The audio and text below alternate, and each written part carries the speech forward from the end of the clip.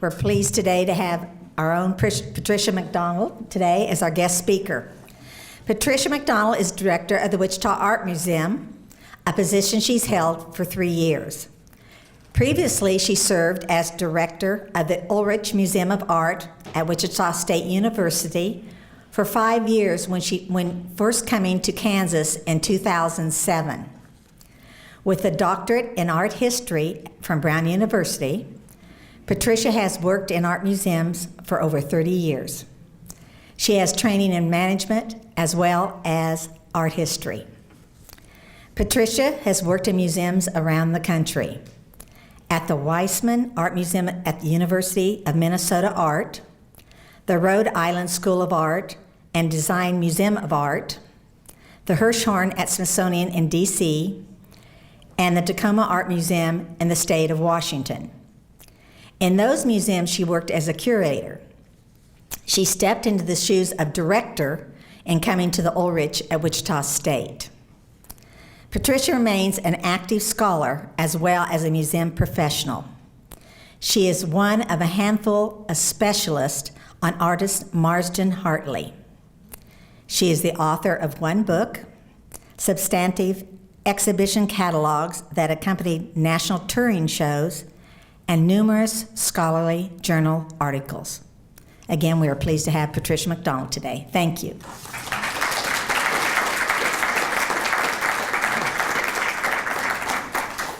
Thank you, Joni, and thank you, friends. Gosh, the Wichita Art Museum would be absolutely nowhere without our friends, and this is such a wonderful program, Art on a Monday. As we are now in our 80th year and celebrating our 80th anniversary, and we have a program across the fall of around the whim in 80 days. I'm not counting the days of the activities. It's just a whirl. We thought that, and I offered to give this presentation. Really, you'll see, it's a theme of girl power. And since there are so many friends who are women, I think that's fitting, but it's a presentation that looks at Elizabeth Stubblefield Navas, who is the individual who built the Roland P. Murdock collection for the Wichita Art Museum. And she was a native Kansan, and she went off to New York to do this. How did she do it? Who did she know? Who were her connections? How did she put this together? And I want to acknowledge and thank Joyce Norris, our librarian here, who really helped so much in pulling things out of our own archives, and Kirk Eck, our photographer, who helped me pull this together. And actually, I do also want to tip my hat to Noveline Ross, our former chief curator. She did a really wonderful essay on the building of this collection in the 1997 publication about our collection, although in many ways they tell a slightly different story than Noveline in looking at Elizabeth Navas. So to begin, our story really starts with Roland and Louise Murdock, and as you see, we have two images of them on the screen. Roland was the business manager and a third owner of the Wichita Eagle Beacon here in town with his brother Marshall. Sadly, he died at the age of 62 in 1906. And it was Louise then who had the vision to use the family wealth as a challenge grant, as it were, but to acquire a collection of American art for Wichita. So Louise, after Roland died, went to New York and studied at the Parsons School of Design for a time. She was an interior decorator, and she worked here in Wichita on such projects as the Wichita Country Club, the remodeled Crawford Theater, and the new Carnegie Library, which hopefully many of us have recently seen in their wonderful 100-year celebration. The Fidelity Bank and the Bastian family have so lovingly restored the Carnegie Library. Louise died when she was 57 years old in 1915 of cancer, and it was she then who established the trust for the purchase of art. The first purchases actually didn't begin until 1939. She established a trust that would take care of their son, and also her sister. And so it was really, although the will was established in 1915, the funds really weren't released and available to launch the building of the collection until 1939. And here we have a picture of Elizabeth Stubblefield, who was born in 1895 in Coffeyville, and she died in New York City in 1979. She moved with her family first to Independence and then to Wichita after high school, and this is actually her high school graduation photograph. Her sister was Josephine, and Josephine Stubblefield ultimately married into the Turner family here in town. She was an accomplished pianist, and the family sent Josephine to Oberlin College. Elizabeth went to visit her sister at Oberlin, and the two of them together went to New York City, where they visited a family relative, and they were able to take a few art classes one summer. There are claims that you might hear around town, and you sort of see it published even every now and again, that she attended and graduated from Columbia University. Not true. She did go to summer school there. So at any rate, she returned to, Elizabeth returned to Wichita, and particularly, emboldened by the art and design classes that she had taken in New York, she sought out Mrs. Murdock, and she offered to be her assistant. Elizabeth worked with Louise for 5 years, from 1910 to 1915, so until Louise's death. And here are just two examples of some designs by Elizabeth. The sunflower stained glass windows that were in the Carnegie Library, and a rug design for the Allen House, which is the Allen Lamb House, the Frank Lloyd Wright house here in town. Elizabeth Stubblefield then married the Spanish pianist Rafael Navas on June 23rd in 1917. Navas was in Wichita teaching piano at the Wichita College of Music, and in 17 they moved together to New York City. And then I mentioned that Louise and Roland had a son. He died, I mentioned before, in 1935. The sister then died in 1939, and that's when the funds from the trust were first released. Interesting, Raphael also perished in 1939, so it's really at the moment of her husband's death that funds become available for starting to build the extraordinary collection that we have. This talk really is focused on, okay, we have a girl from Coffeyville who's now in New York City, and how does she even begin to start building this collection? Who does she turn to? Surely she has advisors, and who might they be? How does it work? And what are the cast of characters? Very interestingly for me, as I started research to answer these questions, there are a circle of people from Kansas who are in New York, and they are some of the first people that she connects with. And one of them is Elizabeth Mccausland, who's from Wichita. And this is Elizabeth Mccausland. As an early American modernist myself, Elizabeth Mccausland is someone I've known about forever and ever, and I didn't realize until moving to Wichita and really digging a little bit deeper that Elizabeth Mccausland was a native of Wichita. She was a writer and an art critic and a curator, and really ultimately an art historian. She was born here in 1899.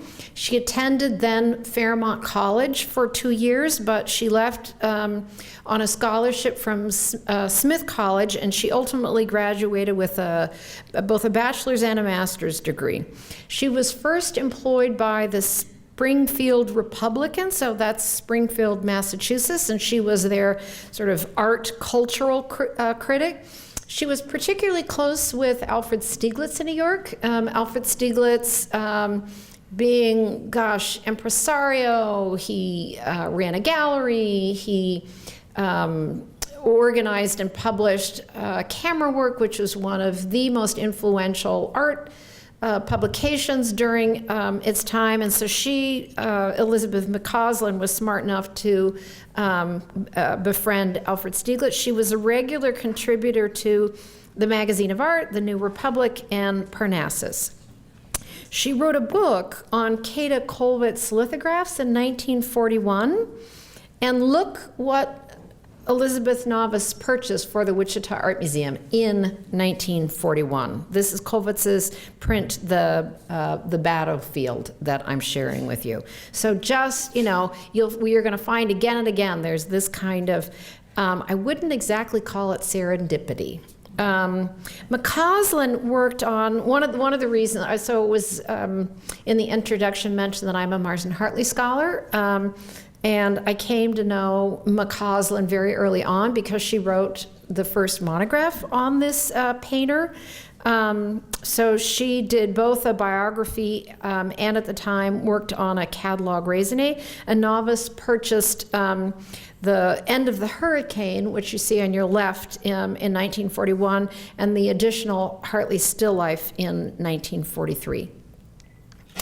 Mccausland was a partner with the extraordinary photographer Berenice Abbott in New York, and they worked together on the project called Changing New York, that was an Abbott photography project that was published in 1939, but it was Mccausland that was very much involved in the photography itself, but wrote did the writing for the publication. Mccausland was awarded a Guggenheim Fellowship in 1943, and she also wrote the first monographs on early modern painters, Alfred Maurer and Oscar Blumner. Interestingly, just because the world is small, she did those for the University of Minnesota. So when I worked at the Weissman Art Museum at the University of Minnesota, I was able to get into some of her archival files. So the world just is small sometimes. Here is a second Kansas connection to talk about and share with you, and that is the gallerist and art dealer Maynard Walker. He came from Garnett, Kansas, and initially he had a gallery in Kansas City that he called the Kansas Gallery, and he is the individual who is credited with first consolidating the trio that we really think of as so the poster children, if you will, for American regionalism, and that's Thomas Hart Benton, Grant Wood, and John Stuart Curry. It was Maynard Walker who first exhibited this group at the Kansas City Art Institute in 1933. And he was very much devoted to American scene painters overall, but this trio in particular, and he promoted this work assiduously through his gallery as authentic American art. In the 30s and into the 40s in particular, American scene painting really was the dominant mode and celebrated mode of painting in the United States. And just to give evidence for that, here is Thomas Hart Benton on the cover of Life magazine from December 1934. And this particular article really trumpeted American regionalism, and of course Benton, but also Grant Wood and John Stuart Curry. Maynard Walker was first with Farragill Galleries, and then he founded his own gallery, Maynard Walker Gallery, in 1935. The very first work that became part of the Murdock collection was John Stuart Curry's Kansas Cornfield, which you see there on your left. So it was a Kansas artist and a Kansas dealer and a Kansas art advisor, and a Kansas scene. It was really, really meant to be. Let's think just a little bit more of the context of 1939 and this particular purchase. The Whitney had purchased a Curry painting in 1931. The Metropolitan had purchased a Curry in 1932. The Topeka mural commissions in the State House had started in 1937. So John Stuart Curry, an artist of amazing credentials by that point in 1939. I thought it was interesting. That's also the year that The Wizard of Oz comes out, so Kansas is sort of on everybody's mind. I doubt that's what inspired Elizabeth Navas, but if we're thinking of context, that happens as well. And Noveline Ross, in her essay that I mentioned earlier, was able to dig out of archival information that it was actually Mrs. Elsie Allen of the Allen Lamb House who made a recommendation to Navas that, gosh, it would be wise as you start to build that collection to start with the Kansan and to start with Curry in particular. From Maynard Walker, Elizabeth Navas also bought, any number of other works. Oh, I'm sorry. I didn't realize here are slides of the work that were purchased by the Metropolitan and by the Whitney, as I mentioned before. And there is Gertrude Vanderbilt Whitney herself.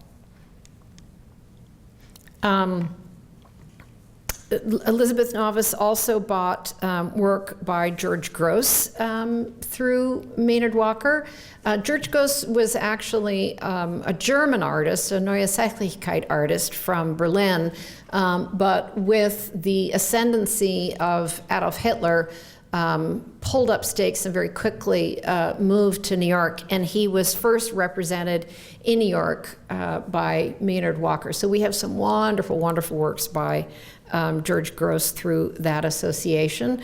Elizabeth Navas also bought these two works, the George Looks and the Everett Shin, through Maynard Walker. Also, it's known that Louise Caldwell Murdock really admired the Ashcan School artists and the so-called The Eight. Both of these artists are part of that group, so Navas was living out wishes, if you will, of her benefactor. And two other works that she acquired through Maynard Walker. And I think the work by John Kane is quite interesting in that Maynard Walker was the intermediary. That painting was originally in the collection of Henry Luce. Henry Luce being the founder of Fortune magazine and Life magazine, but let it out of his collection, and Navas bought it, and it's now in our collection. Walker there's still evidence of Walker in the state of Kansas. He gave his own private collection to Garnett in 1951 and established a gallery there for Mary Bridget Mccausland Walker, which was his mother. And so it's now housed in a gallery that's down the street from the City Public Library if you pass through Garnett, and there are works by Curry, Robert Henry, Walt Kuhn, Henry Varnapur, and George Gross. So came back to his roots and left work that he had amassed. Now we're shifting away from the Kansas connection specifically. Elizabeth Navas also connected and acquired any number of works through the Downtown Gallery, and the Downtown Gallery is a title that is absolutely synonymous with Edith Halpert. And interestingly, here are two portraits of Edith Halpert by her husband, the painter Samuel Halpert. Edith Halpert was actually originally born in Russia in 1900, but she came with her family to New York City in 1906. She studied art in New York, and that's where she met her husband, the painter Samuel Halpert. She was a child bride. She married at the age of 18. Sadly, he died prematurely in 1930. She opened Downtown Gallery in 1926 in Greenwich Village, and it was devoted to contemporary American art. Really interested in the art of our time and living artists, and also emerging artists. Certainly that would have been inspired by her husband as well. She also, I have the image here of Abby Aldrich Rockefeller because Edith Halpert also dealt in Americana, or American folk art, and that business actually saved her through the Depression. And her major client for that was Abby Rockefeller, who collected folk art as well as modern and contemporary work. Abby Rockefeller being one of the trio of women who founded the Museum of Modern Art in New York. And there is now an Abby Rockefeller Folk Art Museum that's part of Colonial Williamsburg. Colonial Williamsburg really being restored as a living history museum by her husband, John Rockefeller. So given that connection, we then have the Horace Pippin that you see on the upper left, a self-taught so-called primitive artist. That's actually a work that we bought in 1951.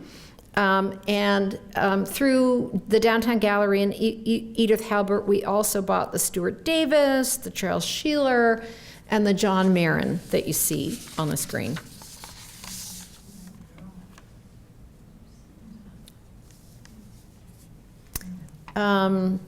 Here's an interesting sort of juxtaposition. So Arthur Dove and John Marin, very integral to the Alfred Stieglitz Circle, and a good number of people in the room are going to be aware that Georgia O'Keeffe was married to Alfred Stieglitz, and in particular, O'Keeffe was very fond, very close friends with Arthur Dove. Halpert brokered the gift of this watercolor by John Marin that was owned by Georgia O'Keeffe through Navas to the Wichita Art Museum. That was, it was nice to have well-placed friends who could help shepherd a work like that to the Wichita Art Museum. So the Marin is a gift directly from the artist Georgia O'Keeffe. Okay, now I'm shifting gears. Again, Elizabeth Navas also bought rather regularly from the Macbeth galleries. Now that was a very established, well-known, distinguished art gallery in New York. It was founded in 1892 by William Macbeth, but by the point that Elizabeth Navas was on the scene and collecting, the gallery was led by the son, Robert Macbeth, and focused virtually exclusively on American art. Macbeth was the gallery, just as an example, that had hosted in 1908 the exhibition of The Eight. So that circle of artists that became known, or so-called Ashcan school artists, whom Louise Murdock admired, as I mentioned earlier. So here are a number of works: the wonderful, wonderful John Twachman, and the Robert Henry, and there we have a picture of the son, Robert Macbeth. All of these were purchases then through the Macbeth Gallery, and two more, the Albert Pinker Ryder and the Andrew Wyeth. All right, another gallery, again important, and in part important by its focus on American art. So perfectly natural for Elizabeth Navas to find her way to the door of Krashire Gallery and Annette Krashire. I think it's fun, rather than giving you an actual photograph of Annette Krashire, instead here are two wonderful portraits of her, one in sculpture, a bust by Gaston Lachaise, and a painting by Carl Schrag. Annette was born in 1902, really into a family of art dealers. It was her uncle Charles who founded the Krashauer Gallery in 1885. The father inherited it. Initially, that gallery focused on French Barbizon painting, which would have been very much the mode or the vogue at the time, but Annette shifted it to a focus on American art, and she became the primary representative for Charles Demuth and Guy Pendubois. Her father became ill in the 1930s, and really it was she who was running the galleries. And interestingly, just as a feather in Annette Krashauer's cap, she was the one who helped to found the Art Dealers Association of America. So rather nice association for Elizabeth Navas. So here are a number of works by Joan Sloan, again, a member of the Eight, that Navas acquired through the Krashauer Gallery. And two additional. William Glacken's also a member of the Eight, not so Guy Pendubois, but some really just iconic and wonderful works that we have at the Wichita Art Museum through the association with Krashauer Gallery. Okay, one more gallery and one more dealer. Who is somebody quite important because this gallery took on Edward Hopper and really launched Hopper's career. And that's the Frank Rain Gallery, which opened in 1918. And I'm showing you a work by Reginald March. And here, interestingly, the dates that I'm giving you are less the date of the painting and more a date that we acquired it here at the Wichita Art Museum. So this is a painting that we purchased absolutely in the first year when funding was available. And the Edward Hopper 5 a.m. with the lighthouse, that is something that we also purchased in the very first year. She acquired 4 Hoppers ultimately through the Frank Rain Gallery.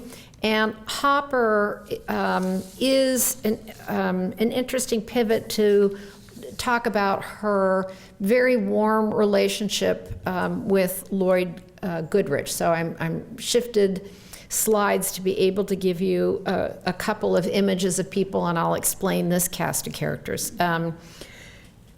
Goodrich was born in 1897. He started as a painter, but I guess quickly enough while still in school realized that he wasn't going to be that great of a painter. So he switched, and for a while he had a job running the religious book department of Macmillan Book Company in New York, but it's during that time that he began a shift to writing about art. In 1923, he had his very first article that was on Thomas Aitken's in the Arts, and it was a magazine that was subsidized by Gertrude Vanderbilt Whitney, and so there we have a photograph of her. And he developed the idea that he really wanted to write a first monograph on Aikens. Well, because the world is small and interesting connections, Lloyd Goodrich was a very important childhood, but ultimately lifelong friend of the artist Reginald Marsh. So that painting I showed you just a moment ago. And it was actually Marsh who lent him some money to be able to devote better time to his project on Aikens. All right, the net is getting a little tighter, a little closer here. Reginald Marsh married Betty Burroughs, who was the daughter of the Metropolitan Museum curator Bryson Burroughs. And Bryson organized a memorial exhibition for Aikens in 1917. And all of that is just this sort of web of influence that you see building. There's also an image here of Juliana Force, who was Gertrude Vanderbilt's friend and a personal assistant. it was Juliana Force who was helping Whitney to run and publish the periodical The Arts, and ultimately Juliana Force became the founding director of the Whitney Museum when it was established. So it was Juliana Force and her intercession that persuaded Gertrude Vanderbilt Whitney to support, to give additional support to Lord Goodrich so that he could really focus and concentrate on this book on Aikens, which was ultimately published in 1933. The museum, the Whitney Museum of American Art, was founded in 1931, and it was a little shortly after the publication of the Aikens book that Lord Goodrich was then sort of absorbed into the Whitney empire even more closely, and he started working at the museum first as research curator. A couple years later, he became associate curator. Ultimately, he was the museum's director from 1958 to 1968. It was during his years of leadership that their spectacular Marcel Breuer building opened in 1966. Lord Goodrich, very influential, wrote other books on other American artists, helped to found the National Endowment for the Arts. He was on numerous different boards. You know, we're starting to get the picture, and this is an individual, you really wonder, did this man ever sleep? Also during his tenure, we're going to talk in a minute, he really became a great Edward Hopper devotee, and it was during his tenure that Lord Goodrich was able to bring into the collection the Hopper estate. It was Hopper's wife in 1968 who gave the estate to the Whitney. That's 2,000 plus works of art. Many of them works on paper, drawings, and such, but really pretty profound. Elizabeth Navas, in her writings, credits guidance that she received from Lord Goodrich as really an important force for her. When our museum honored Elizabeth Navas in 1965, Lord Goodrich wasn't able to attend, but he sent a letter to be read to represent him, and I'm going to share with you just a short quote from that letter. Mrs. Navas has been a pioneer in collecting American painting and sculpture. Her high standards and her sense of quality have built a collection that is outstanding in the country. Her viewpoint is broad and comprehensive so that the collection represents many diverse tendencies. I feel that the Wichita Art Museum and the city of Wichita are fortunate in having benefited from Mrs. Navas's judgment and wisdom. Goodrich ultimately became really the preeminent Aiken scholar. And I'm showing you two works that we have that we purchased in 1940 and 1941. There's another one coming up. And interestingly, the two that I'm showing here, we purchased through Maynard Walker. So it was a constellation of influences or people who were guiding Navas, certainly Lord Goodrich, but also, again, with the Kansas connection, these were acquisitions that happened through someone from Kansas. The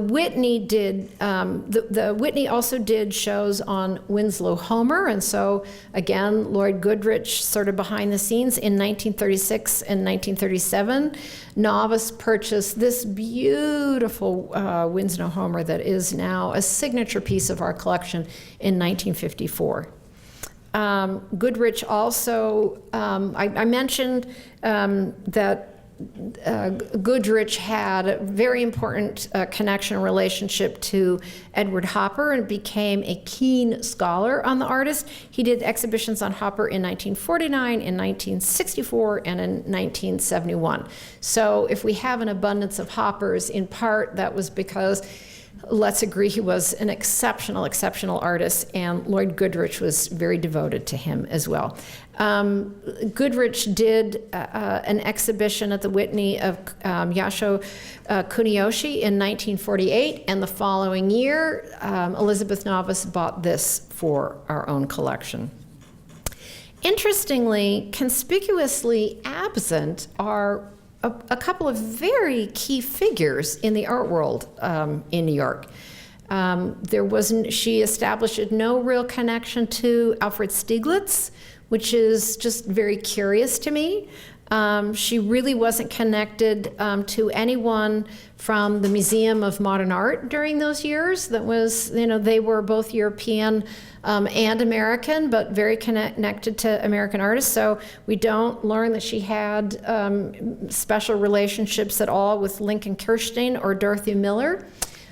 She was friendly and did know James Sobey, and so I'm giving you an image of him and then the two of them together. James Sobey was a writer a writer in New York and a MoMA trustee and an exhibition curator for them as well, but his interests tended to focus more on European modernism.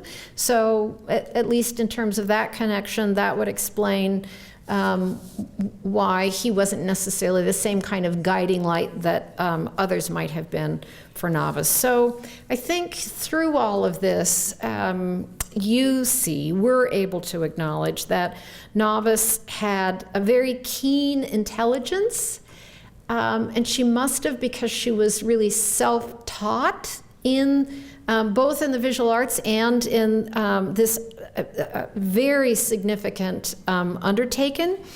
But she had the savvy to find the right advisors.